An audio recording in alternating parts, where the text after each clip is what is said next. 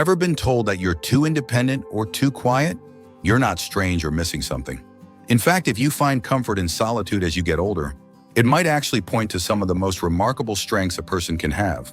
While many assume that people who prefer to be alone are simply shy or withdrawn, the truth is far deeper.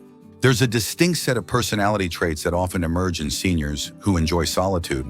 And once you understand what they are, you might see your quiet nature in a whole new light. In this video, we're going to talk about 7 distinct personality traits commonly found in seniors who like to be alone. These aren't negative qualities. They're signs of emotional depth, wisdom, and strength, traits that many people never fully develop because they're constantly distracted by noise and social obligations. As you listen, you might find yourself nodding, thinking, that's exactly how I've always been. And instead of wondering why you don't always fit into busy social circles, you'll start to appreciate the quiet power of who you are. So whether you've always preferred your own company or you've grown into solitude over time, stay tuned. By the end of this video, you'll not only understand these traits more clearly, but you may walk away feeling more confident, more validated, and more connected to the person you've always been beneath the surface. And if that sounds like something worth discovering, I invite you to subscribe and turn on the bell so you don't miss any of our future videos made just for you. Let's begin. Trait 1: Deep thinkers. People who enjoy spending time alone often carry a mind that never truly rests. They're deep thinkers, individuals who use solitude not to escape life, but to understand it. While others may rush through days filled with noise and stimulation, these seniors take time to reflect. They process conversations after they've happened. They revisit old memories not to dwell, but to draw lessons. They think about what things mean, not just what they appear to be on the surface. Take Leonard and Ralph, both 74. Leonard is always surrounded by people, clubs, meetings, phone calls. His calendar is full, but his thoughts often skim the surface. Ralph, on the other hand, spends quiet mornings with a cup of tea and a notebook. He writes about what he's learned, about what matters to him, and what patterns he sees in people and the world. He doesn't talk as much as Leonard, but when he does, his words land with more weight, because they've been carefully formed in the stillness of thought. Being a deep thinker doesn't mean being distant. It means having a rich inner world. It means your mind is a place you enjoy visiting. These are the folks who connect the dots, who ask why when others accept what, and who make sense of things most people overlook. They're not looking for surface-level chatter. They're seeking meaning in conversations, in books, in memories, and in the passing of time. And because of that, they often age with a sense of clarity. They don't fear silence. They use it. They don't need the world to validate their thinking, because they trust their own judgment. That kind of mental self-sufficiency is rare, and it's one of the clearest signs that someone who prefers solitude may, in fact, have one of the sharpest minds in the room. Trait 2: Emotionally independent. When someone reaches a point in life where they feel genuinely comfortable being alone, it often signals something deeper than just preference. It points to emotional independence. Seniors who enjoy solitude aren't avoiding connection. They're simply not dependent on it to feel whole. They've learned that their peace doesn't rely on who calls, who visits, or who praises them. Instead, it's built from within. Consider Martha and Irene, both 77. Martha checks her phone, constantly waiting to hear from family, feeling hurt when a day goes by without a call. Her mood rises and falls depending on others' attention. Irene, in contrast, begins her day with a walk, makes a light breakfast, and reads in the afternoon. She loves her family dearly, but doesn't need constant interaction to feel valued. Her joy isn't tied to other people's behavior. It's steady, like a well that fills from the inside. This kind of emotional strength doesn't come overnight. It's forged through seasons of disappointment, loss, and growth. It often appears in people who faced life's trials, widowhood, illness, betrayal, and discovered that even when others weren't there, they could still stand on their own. That kind of resilience is not loud or flashy, but it's powerful. Emotionally independent seniors are calm in the face of distance. They understand that love isn't measured by how often someone visits, but by the quality of connection when it happens. They don't overreact. They don't beg for attention, and they don't take every silence personally. Instead, they use that time to build themselves. They rest. They create. They enjoy small rituals. They refill their own cup. And ironically, because they don't cling to others, people often feel more drawn to them. Their peace becomes contagious. Their presence feels safe. So if you find that you no longer need external approval to feel content, that you can weather emotional storms. Without unraveling, you're not too withdrawn. You've just grown into something many people spend a lifetime chasing: emotional freedom. If you're still watching this video and finding these insights valuable, please comment number 2 below to let me know you're here. And if you haven't subscribed yet, I recommend you subscribe and turn on the bell so you don't miss any videos. Your support helps us continue creating good content to inform and inspire you.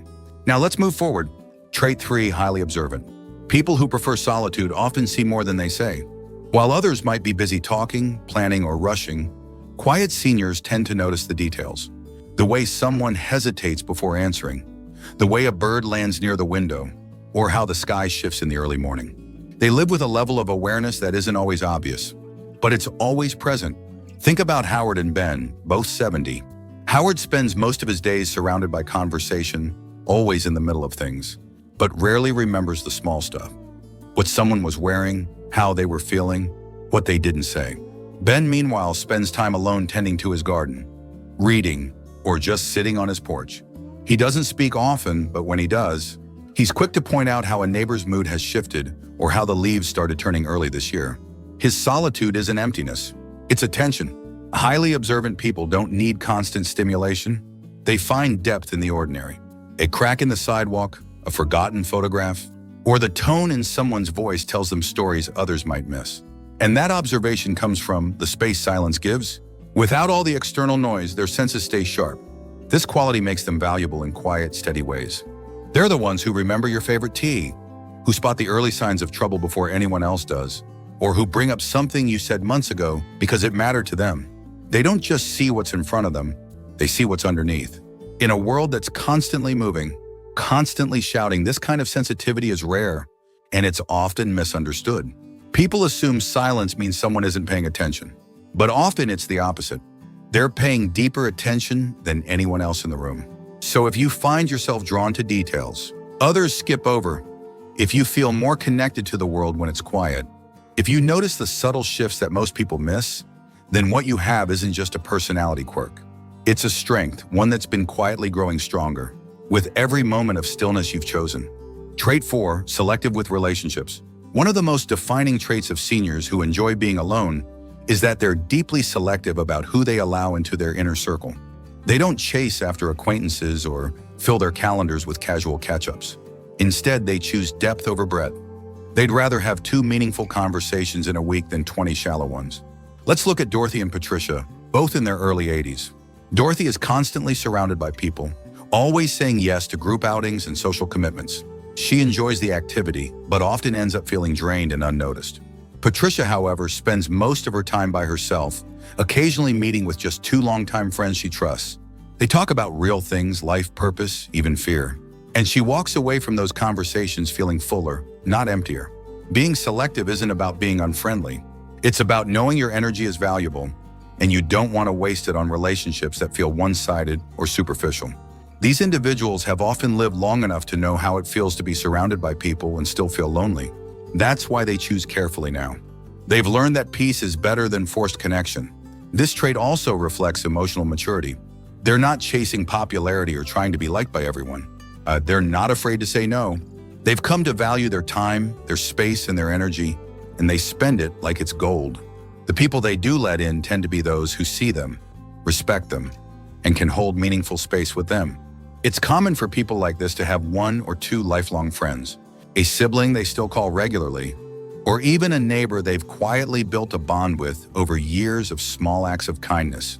But they're not going to pretend just to keep company, and they're not going to engage in drama, gossip, or performance.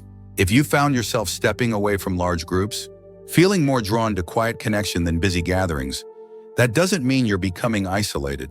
It means you're becoming intentional. And intentionality in relationships is one of the strongest signs of self-respect there is.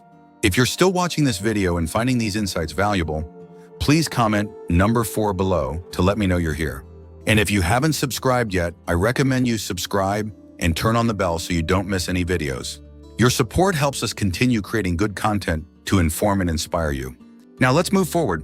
Trait 5, creatively inclined. There's something quietly beautiful about the way solitude and creativity often walk hand in hand. Seniors who enjoy being alone are frequently the ones who write poetry in the morning, sketch in notebooks, No one else sees or hum tunes they never bother recording. Their creativity doesn't need an audience. It thrives in silence. Take Henry and Wallace, both 79. Henry fills his days with errands, sports talk, and television, always needing background noise. Wallace, however, spends long stretches at his workbench, building small wooden birds. He rarely shows them to anyone. It's not about praise, it's about process. That quiet focus, that act of creation, gives him purpose. It connects him to something bigger than himself.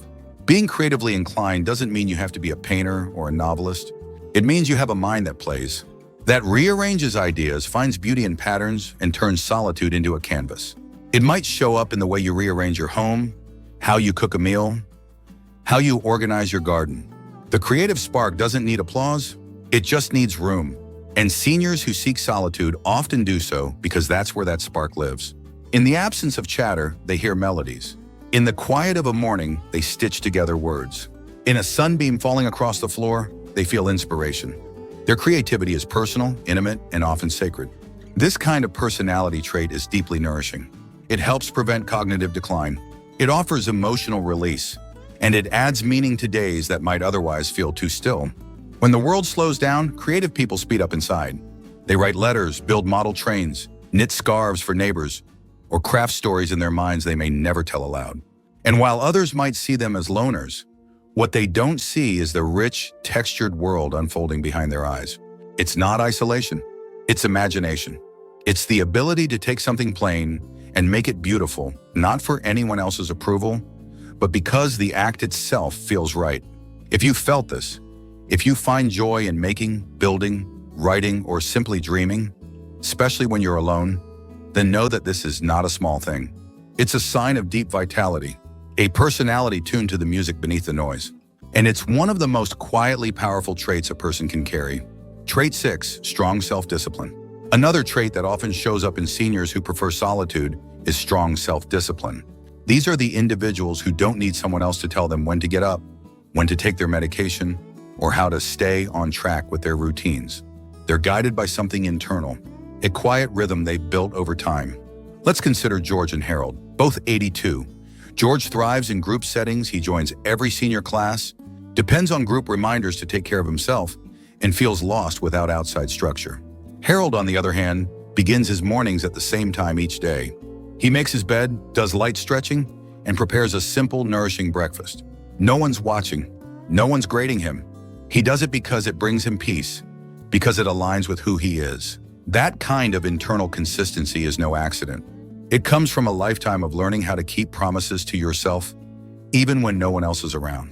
It's what allows these seniors to remain calm and grounded, even when life becomes unpredictable.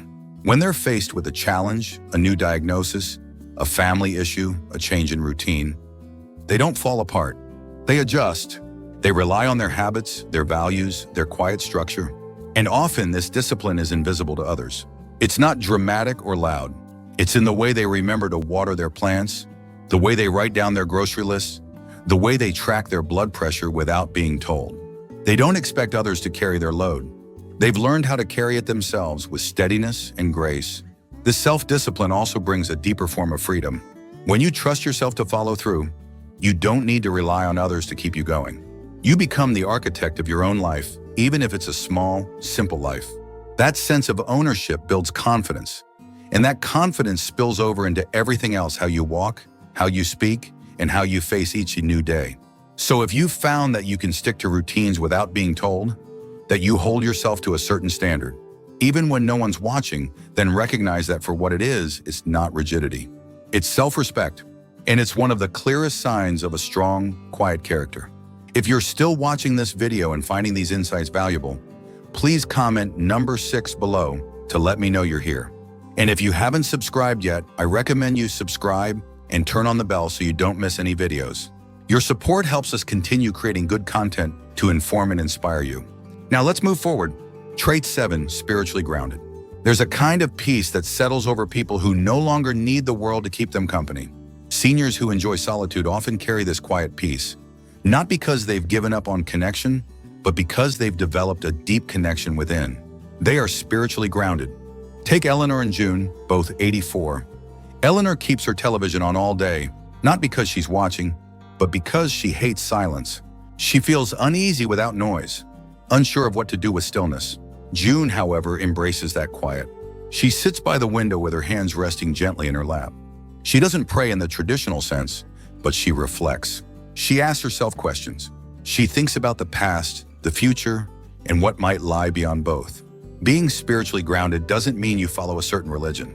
It means you found a way to connect with something deeper, whether that's nature, faith, memory, or meaning itself. You've begun to understand that life isn't just about what you do, but how you carry it. This trait often emerges in people who have seen both joy and suffering. They've loved and lost, succeeded and failed, and somewhere along the way they stopped needing all the answers. They became okay with mystery, with waiting, with knowing that not everything has to be fixed or explained. And this quiet spirituality becomes a source of strength. When others panic, they stay calm. When others complain, they listen. When life gets hard, they go inward, not to escape, but to find steadiness. They've cultivated a relationship with the silence, and in that silence, they've found peace. People like this aren't easily rattled. They don't chase distractions or beg for certainty. They sit with what is. And in doing so, they often become anchors for others, calm in crisis, steady in storms, and gentle when the world feels harsh. So if you find that solitude brings you comfort instead of fear, if you've learned to feel something sacred in the quiet moments of life, then you carry one of the most powerful traits a person can develop with age spiritual depth. A kind of rootedness that no noise, no loss, and no change can take away. Final thoughts. Now that you've heard these 7 distinct traits, pause for a moment and ask yourself, how many of these sound like you? Do you find peace in silence? Do you prefer fewer, deeper relationships? Do you feel more connected when you're alone than when you're in a crowd? If so, you're not just someone who enjoys solitude. You're someone who's grown into your wisdom, someone who has shaped a life with purpose, reflection, and depth. Society often paints solitude as something to be feared or fixed. But as you've seen today, for many seniors, being alone isn't a sign of isolation, it's a sign of evolution. It's the result of years of living, learning, and letting go of things that don't matter. It's not about avoiding the world. It's about choosing your own pace, your own company, and your own peace. And these traits, deep thinking, emotional independence, sharp observation, selective relationships, creative flow, disciplined habits, and spiritual grounding, they don't just appear overnight, they're earned. They're the quiet rewards of a life lived with intention. So if you've ever wondered whether your love for solitude is something to be concerned about, let this reassure you, you're not withdrawing from life. You're connecting to it on a different level. You're not less social. You're more selective. And that means the people who do know you, really know you, see something special. Let this be a reminder that your quiet nature is not a weakness. It's a strength. And in a world that rarely stops talking, your silence may be the very thing that speaks the loudest. Thank you for joining us today. We'd love to hear from you.